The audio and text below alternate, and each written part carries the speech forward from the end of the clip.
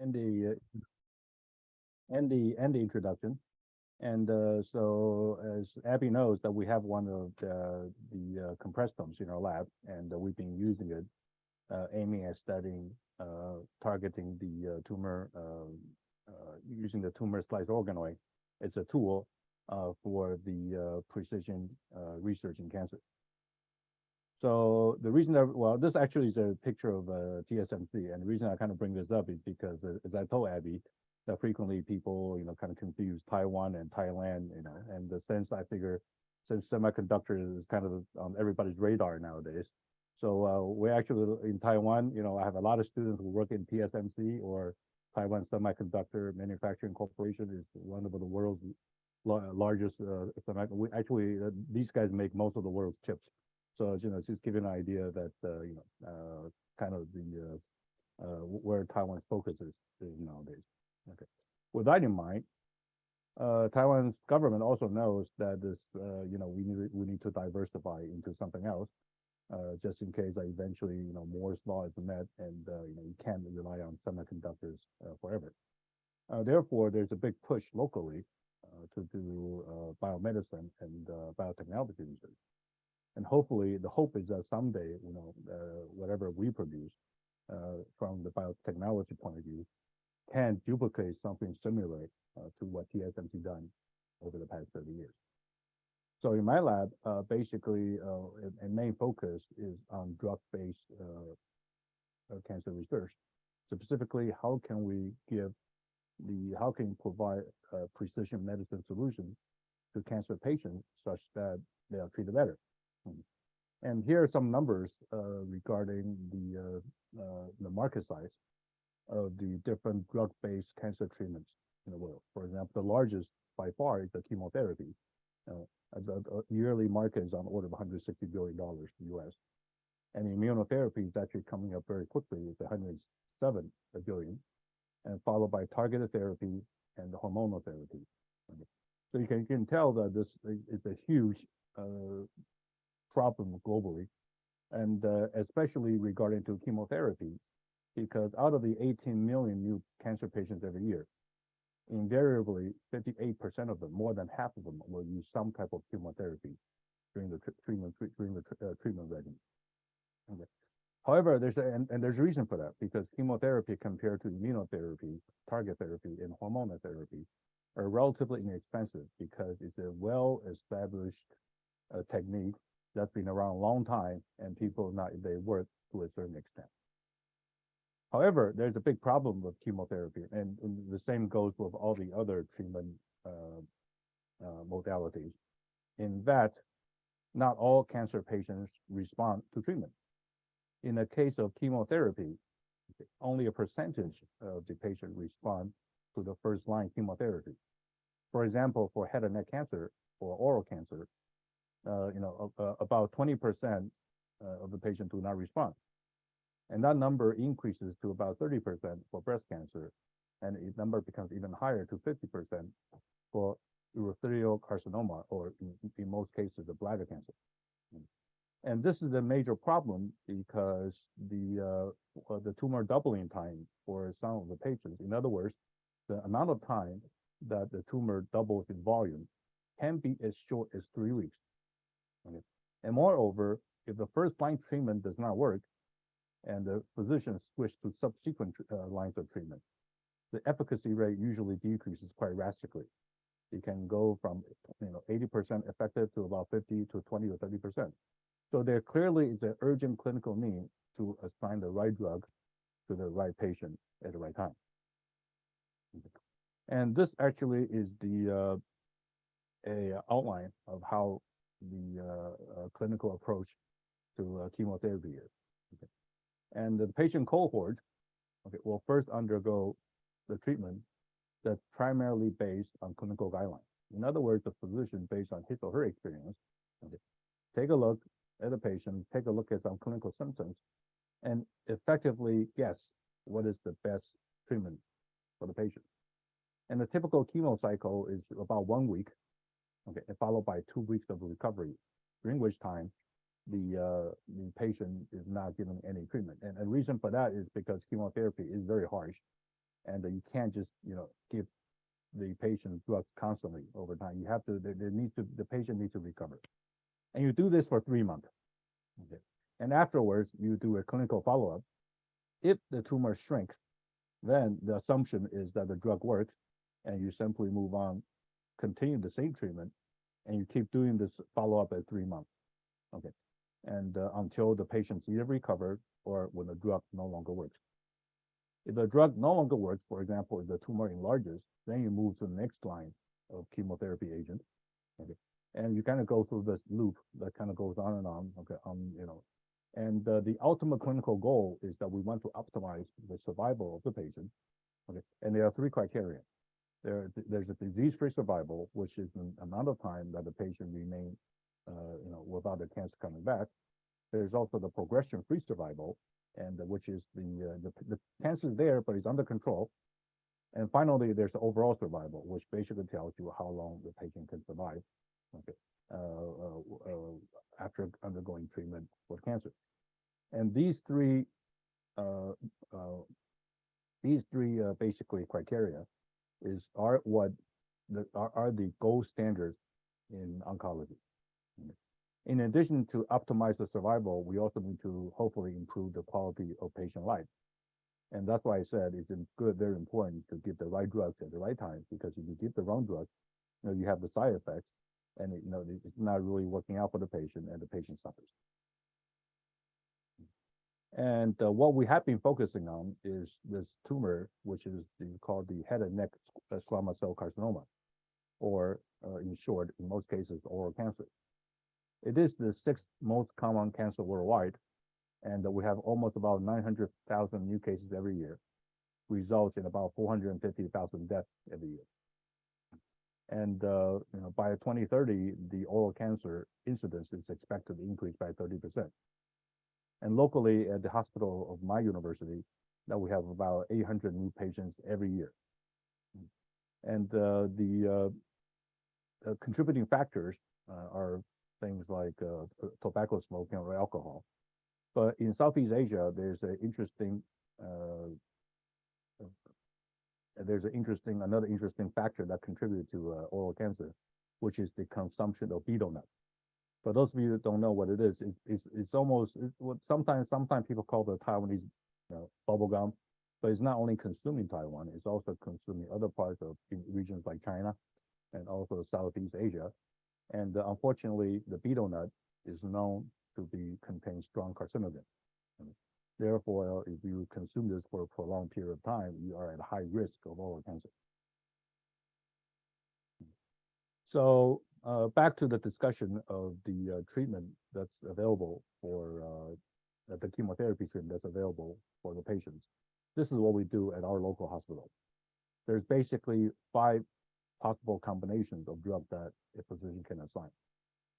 The first line is composed of the cisplatin and 5-FU, which these are basic chemicals that target DNA to inhibit their synthesis. So basically, you're inhibiting cancer cell proliferation. And the reason we target the DNA is because, as you may know, that in cancer cells, some cancer cells proliferate faster.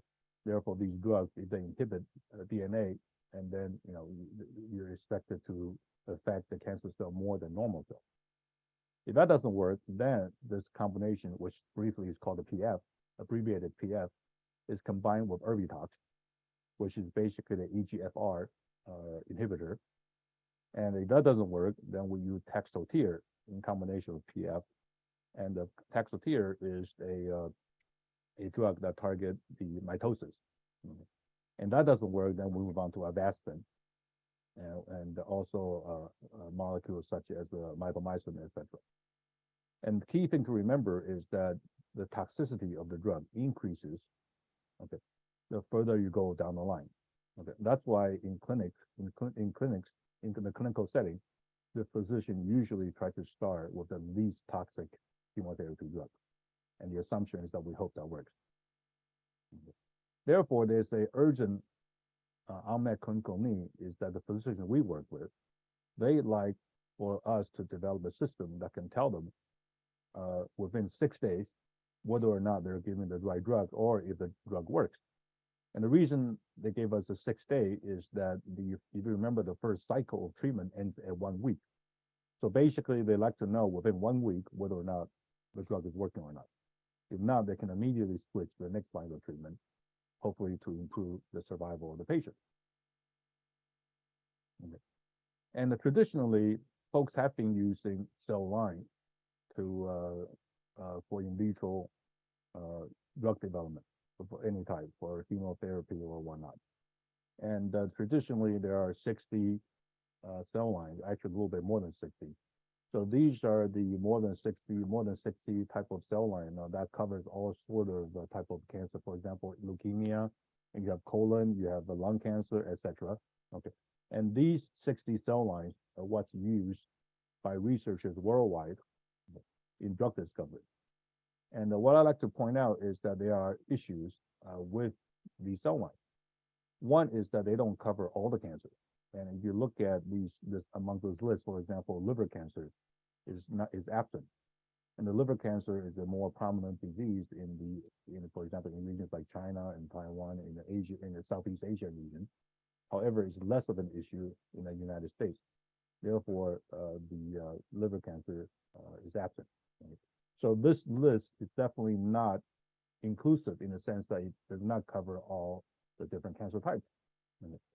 And secondly, people know that there are issues with this because later it's being found out that some of these cell lines, since they proliferate from lab to lab, and sometimes they become mislabeled, misidentified. So what you think may be cancer cell associated one type is not really what you think it is.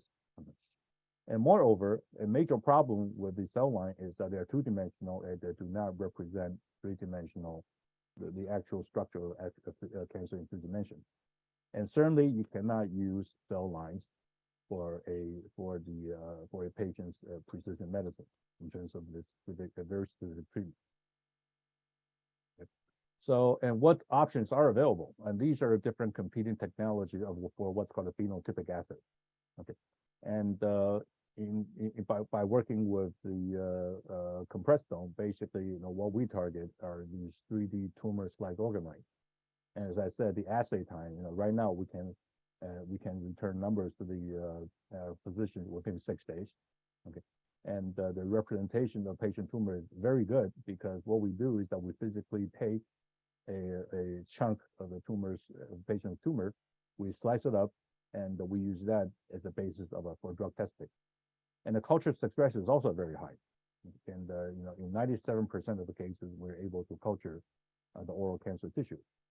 And the reason that it's not 100% is because oral tissue are known to include pathogens such as bacteria and fungi, etc.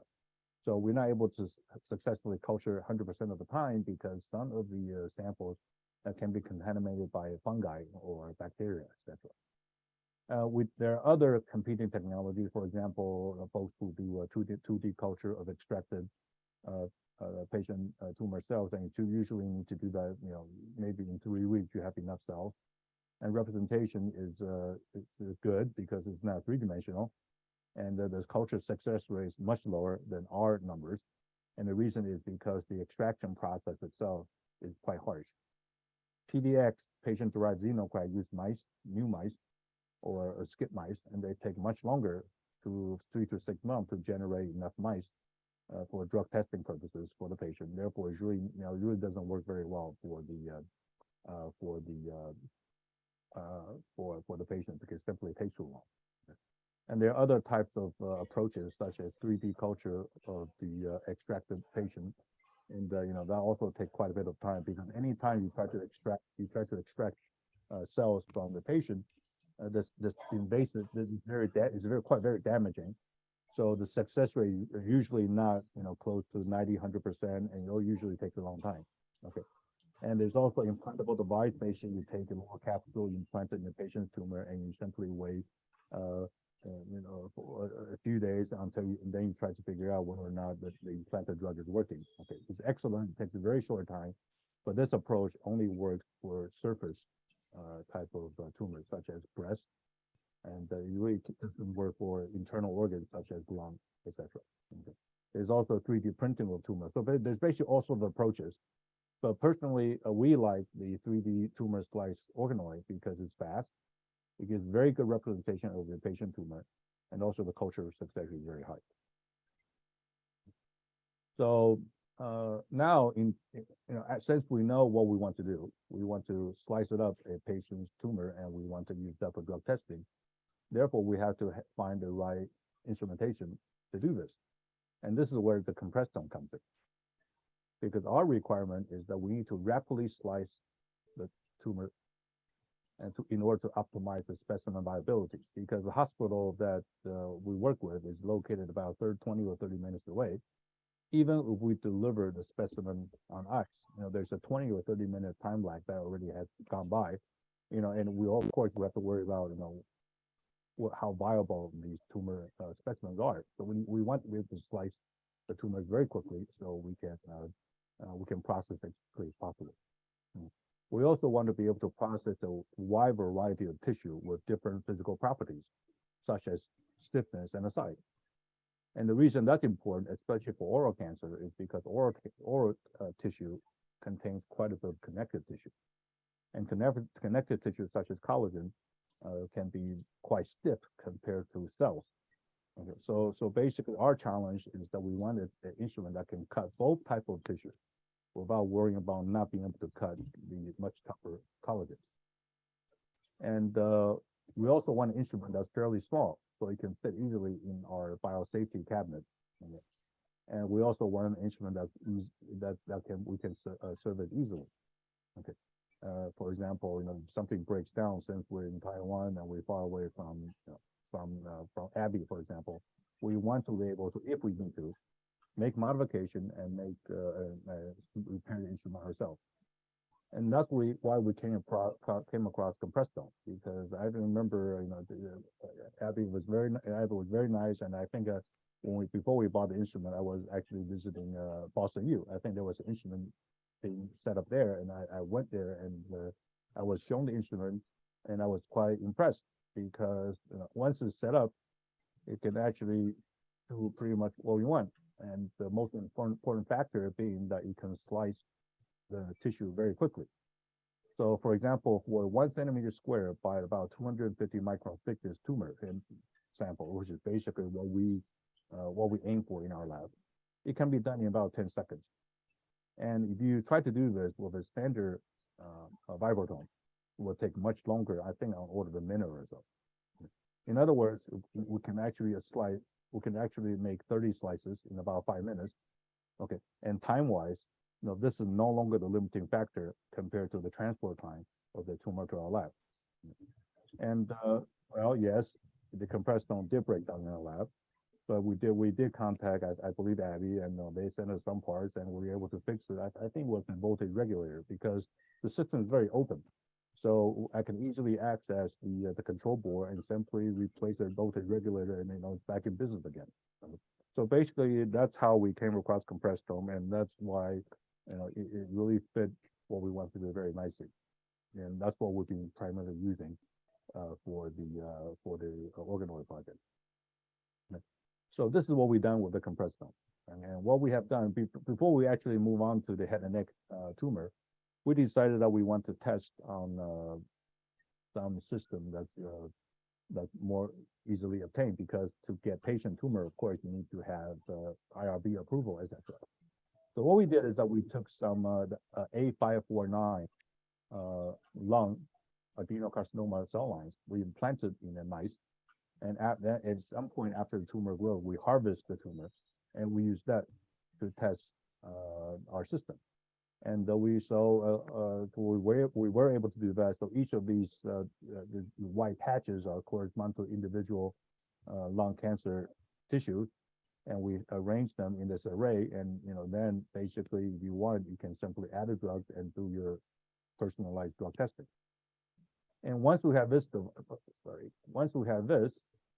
okay, and then we want to test the viability. And what we have been doing, we want to test to see if the cells are alive or dead, and so we've been using a live dead assay. So basically, after we culture for a serum period, we label the slice, The blue dye is Hooke's, and the red dye is propitian iodide. So you can actually tell which cells are alive and which ones are dead. And we can actually tell that, it's a function of depth. Okay. And basically the overall viability is on the order of 80%. And it's also very important for us to figure out, once we make the cutting, once we obtain the slices, how many days do we have to wait until the slice recovers? Because as you can imagine, the slicing process itself is quite damaging because you are physically cutting into the specimen. So you expect quite a bit of the surface cells to be damaged. And of course, we were interested to find out, well, how long does it take for the tumor slice to recover? So this actually is the viability data which we have taken. And on day 0, right after you make the cutting, the viability, overall viability is about 62%. However, 2 days after culture, you can see that the viability of the entire slice go up to about 90–95%. And this is acceptable because even in 2-dimensional tissue culture, not every single cell that you culture will be alive. And so the typical gold standard in 2-dimensional cellular culture is about 95%.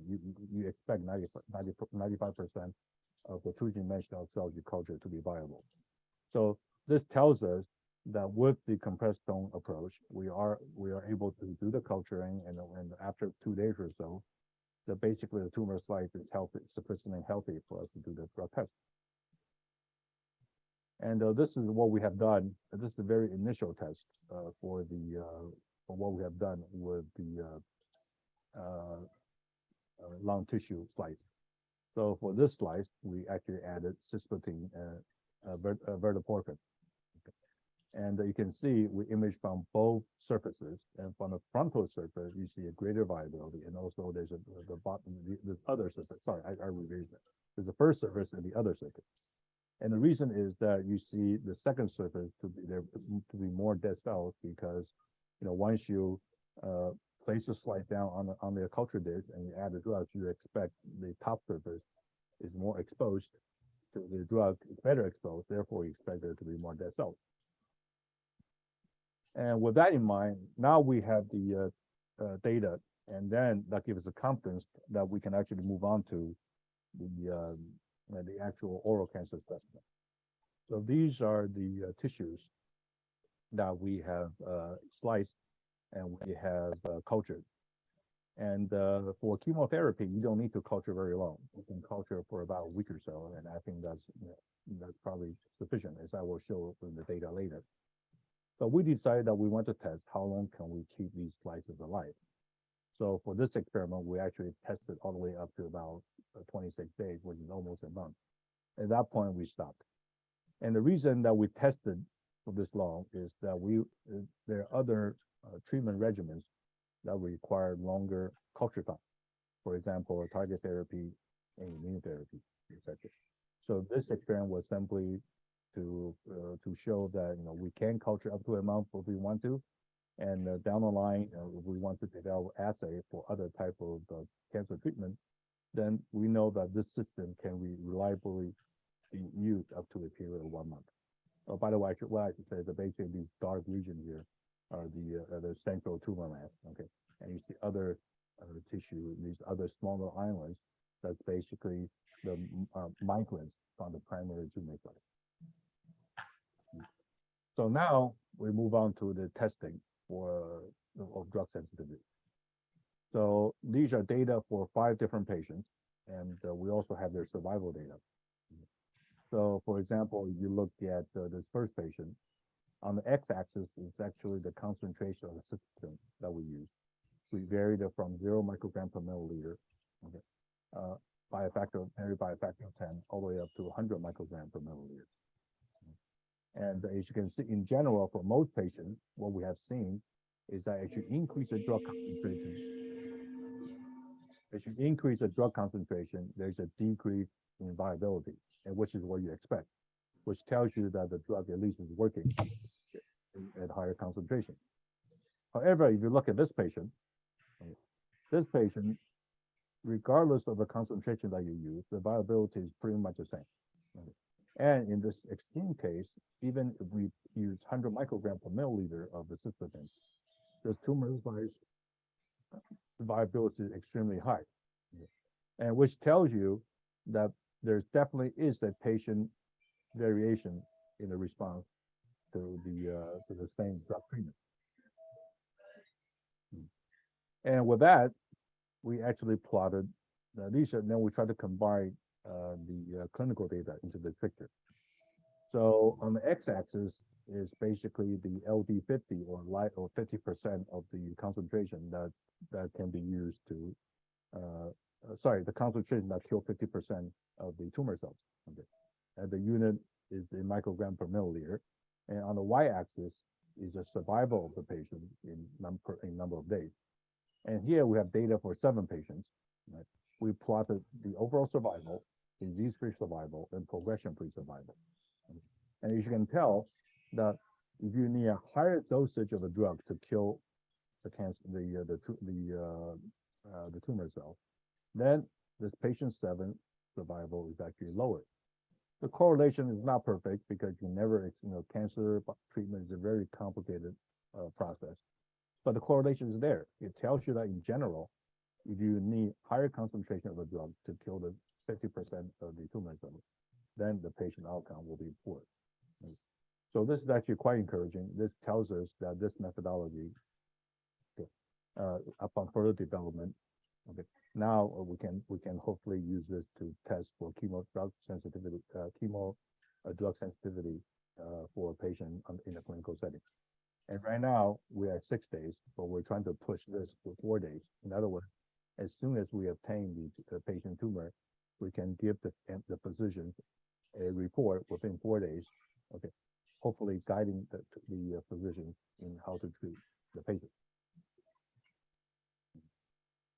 Another area that we have a significant interest on is immunotherapy. As you may know, that the Nobel Prize in Medicine in 2018 was awarded to Honjo of Japan and Allison of the United States on the development of immunotherapy, cancer immunotherapy. In the most popular variant, the PD-1 pathway, the idea is that the tumor cell can evade the immune cells because of the PD-L1 ligand that's on the tumor cell that actually talk to the PD-1 on the antigen on the T cell. And this actually prevent the attack of the T cells onto the tumor cell. And this also explains why in placenta, the expression level of PD-L1 is extremely high, because for a pregnant woman, you definitely don't want the woman's immune cells to attack the fetus. So this is the basis of the immunotherapy. Okay, and the reason that immunotherapy holds such a significant promise is that for the responders, in some cases, immunotherapy you can almost consider that as curing the cancer patient. And this is something that you can't really say 10 years ago. So using your own immune cells to tackle your own cancer is what people think that is the future of cancer therapy. However, immunotherapy has a very significant problem in that the overall response rate is only about 15 to 20%. And the cost is extremely high. The cost of immunotherapy per patient is about $150,000 US per year. So certainly that's not something that everyone can afford. And you also have other type of a treatment coming out. For example, the CAR T treatment, which costs on the order of $500,000 per year. That's even more expensive. So since the assumption is that the presence of PD-L1 on the tumor cells can block the response of the T cells. Therefore, the assumption is that if the more PD-L1 is present in the patient's tumor, the more effective the drug should be. And this is what this assumption is what underlines the current clinical identification of the patient who should receive immunotherapy. Basically you take a section of a tumor, a patient's tumor, you label with the PD-L1, and for example, that's actually marked by the brown dye right here. And the assumption is that the more tumor cells you can label, hopefully that the more useful that the treatment, the more effective the treatment can be. So even with that guideline, the overall response rate is still under 20% across all the different tumors. So this actually is what is the current guideline in Taiwan for we actually are very lucky we have a national health insurance. So the health insurance cost for us is much less. So if a person, for example, come up with a melanoma and he or she goes to the hospital, basically as soon the melanoma is identified, basically it's covered under our national health insurance. However, as you can see, that the landscape is very complicated for different type of tumor. For different type of tumor, basically our national health insurance have different criteria on when the patient will receive reimbursement. In the case of the head and neck squamous cell carcinoma or oral cancer, okay, what's called a TPS has to be greater or larger than 50%. In other words, under a histological slice, more than 50% of the patient's tumor cells needs to be PD-L1 positive. And however, we have to understand the clinical shortfalls in that assumption. And the reason is that when a physician make that kind of assessment, that kind of evaluation, he or she does it basically based on one or two histological slices. Okay. And so now there's a big problem in terms of sampling, because as we know that the typical histological slice is on the order of 5 microns in thickness. However, a tumor can easily be 1 centimeter in size. So you have 5 microns divided by 1 centimeter, which means that each histological slice, you're sampling the patient's tumor by 1 in 2,000. Okay. So scientifically, this is not very scientific in terms of sampling. And this problem shows up in these two comparative slices. These are two histological slices from the same patient. From the same tumor of the patient. Okay. You can tell because the outline is actually quite similar. And the main difference is that these two sections were acquired at depth separated by about 3 millimeters. Now here's the big problem. If for a pathologist, he or she simply randomly takes a slice, cut it up, do the data labeling, and then provide a report. This is what pathologists do. If the pathologist happened to pick the slice on the left, you can tell the brown region, the PD-L1 positive region, it's roughly about 25 to 30%. In other words, this patient would not be covered by the current Taiwan National Health Insurance. On the other hand, if the pathologist picked the slice on the right-hand side, then you can tell that the TPS or the percent positive is about 55 or 60%. Then this patient will receive reimbursement for treatment. So the sampling clearly in the traditional pathology is the main issue, especially for this kind of evaluation. And to try to help this process, this is not only mentioning that the reading of the pathological slice is actually very time consuming. So what we have been doing is that we have been collaborating with pathologists at our hospital, that we are developing artificial intelligence algorithm to try to actually physically count, try to identify the PD-L1 positive cells.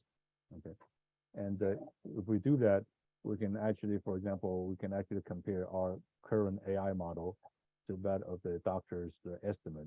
Okay, and for example, for this slice, that the MD estimate to be about 30%, and our AI algorithm gives about 38%.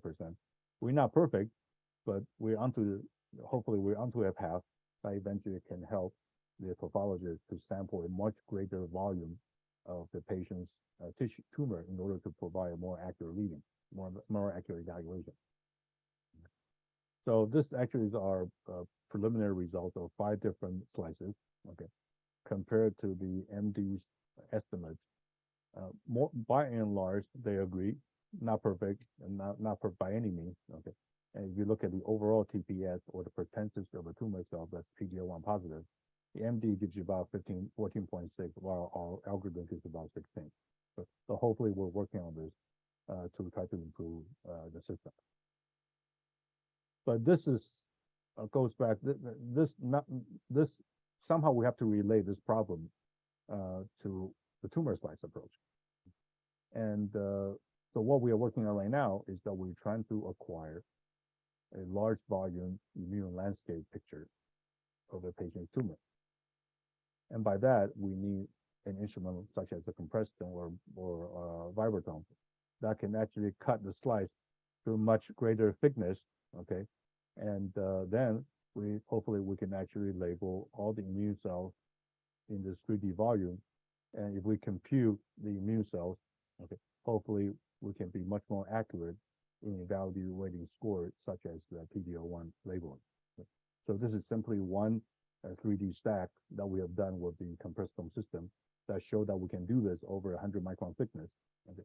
The red is actually the the CD45, and the green cell is actually the CD3. Okay, it shows that we can actually do this in 3 dimensions, hopefully for improving immunotherapy in the future. So to sum things up, basically in our lab, we have been using precisely cut tissue slices from patient's tumor.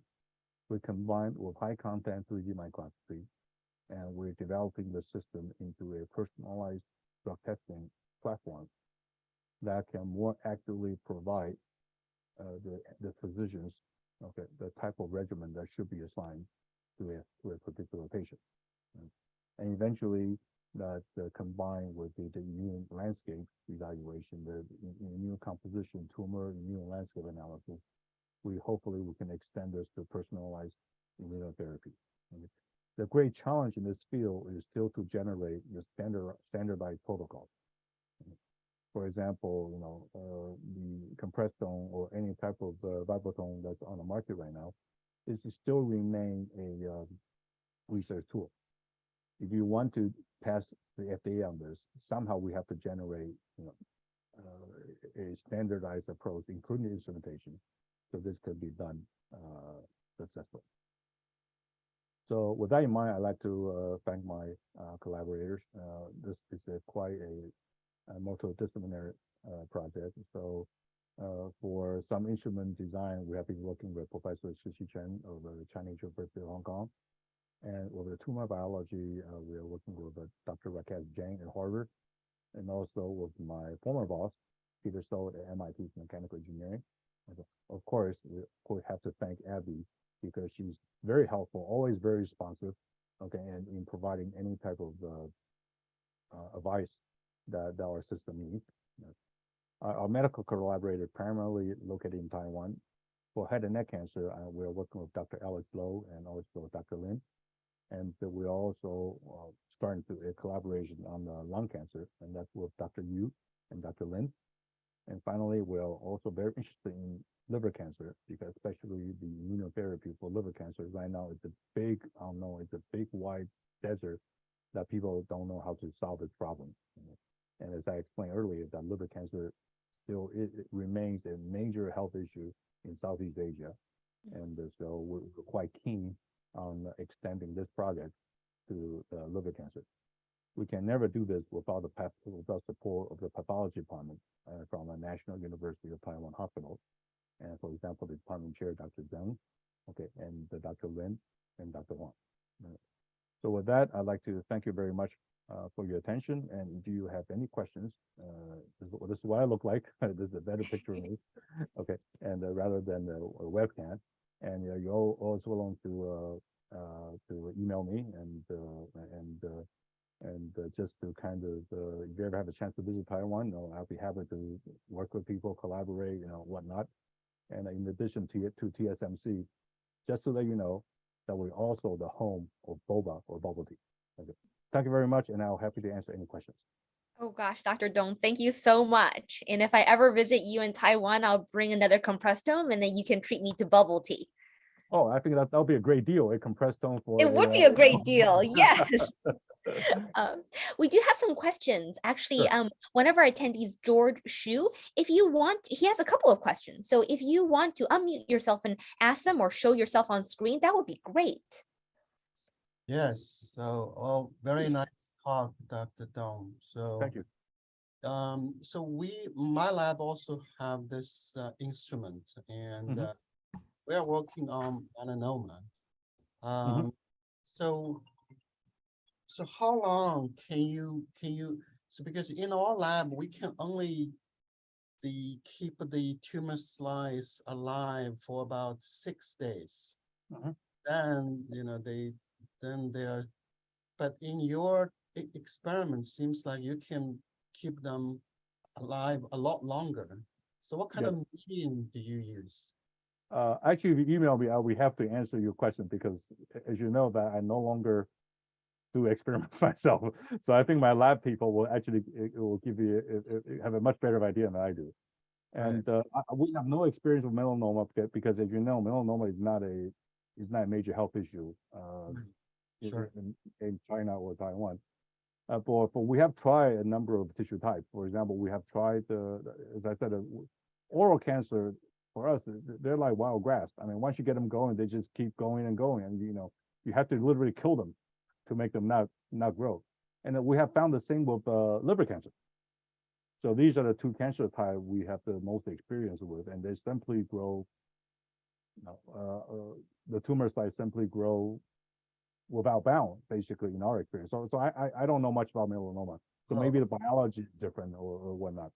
Okay, so in your hand, these are epithelial tumor. They can grow in the culture medium and survive for a long time, right? Yes.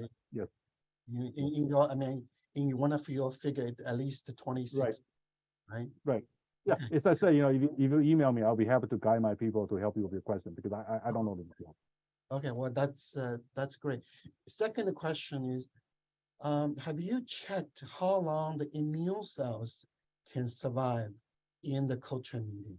That's a very good question. And I think there's some groups, working on this, but we have not checked because right now our primary focus is on the chemo, and the immune is something that's on our radar down the line. So we have not tried that. Okay. Well, thank you. Very nice talk. Thank you. Thank you for your question, Dr. Shu. Are there questions by anybody else? Feel free to unmute yourself and jump right in. I had a quick question, Dr. Dong, about the types of cancers covered by the head and neck. In Asian countries, besides the beetle net, there is, I think, nasopharyngeal carcinoma because there's a lot of related to eating a lot of preserved or fermented foods like pickles and etc. Is that a type of cancer that's also included in that general head and neck squamous cell carcinoma that you're talking about? Right, because also in Taiwan, I think there's also a genetic predisposition for that. Okay, but I'm no expert on that, and the reason we have not been getting those tumor specimens because typically they're small because that region is very difficult to operate on. Yes. So basically, what our MD has been giving us are basically primarily from the oral cavity, for example, tongue or the oral mucosa, etc. Great. But you're right. That is part of the head and neck tumors. Awesome. Yeah, especially for this on the population concern, it'll be much more prevalent. Wonderful. If nobody else have any questions, I would love to thank everyone, and especially Dr. Dong. Please keep in touch if you have any other issues or questions about the compressome. Don't hesitate to reach out to us. The same goes for all of our attendees here. Reach out to us at precisionary.com. And thank you again. Thank you very much. Bye-bye. Bye-bye.